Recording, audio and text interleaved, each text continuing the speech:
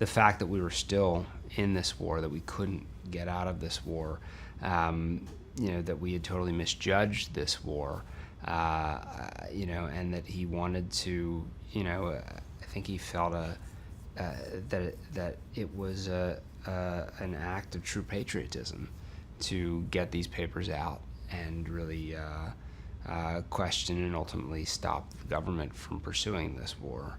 I think that was a large part of his motivation, and it was a pretty brave thing to do, knowing that his life would probably be over.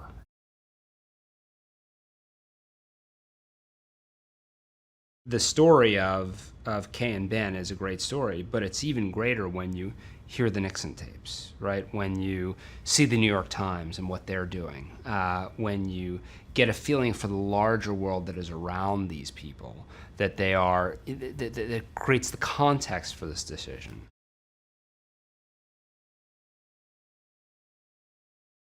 Kay hired Ben in '65, and by '71, she's fairly comfortable with him, and moreover, he was her hire. And so, while Kay's not comfortable with the business side, she's pretty comfortable with Ben. But over the course of this movie and this story of the Pentagon Papers, he pushes her pretty hard. And she pushes back, and you think, oh, are they going to break, right? And what's amazing is that not only do they come out stronger, but this is, to me, and this was the other thing I took away the first time I really dug into the story, is, oh, wow, how can you tell the Watergate story without this story? This is the origin story. Without this team in place like this, Watergate doesn't happen. They can't bring down Nixon. It's because of the team that was forged in this moment that you wind up with Watergate.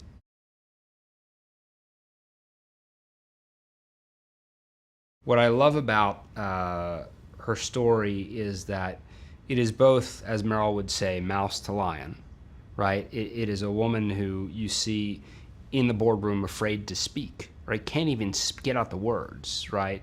With a bunch of men, and her only friend is, Fritz Beebe, who's the chairman of the board.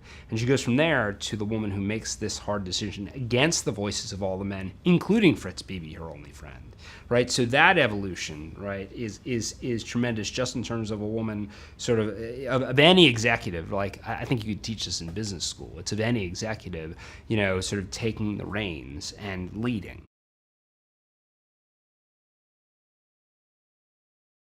Every actor has come having done their homework. Carrie Coon taught us how to pronounce Phil Jalen's name because she had been studying tapes of Meg talking about Phil Jalen. And if you listen to Carrie's accent, I'm sure it's dead on because she spent all this time looking at tapes of Meg, right?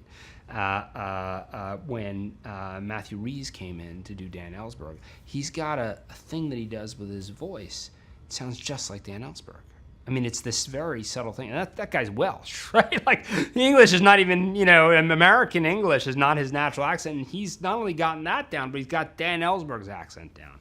And that starts at the top. And you look at the work that Tom and Meryl did. I mean, I knew from the beginning Meryl was going to know more about Kay than I did, right? Because she was starting roughly the same time as I was, and she's brilliant.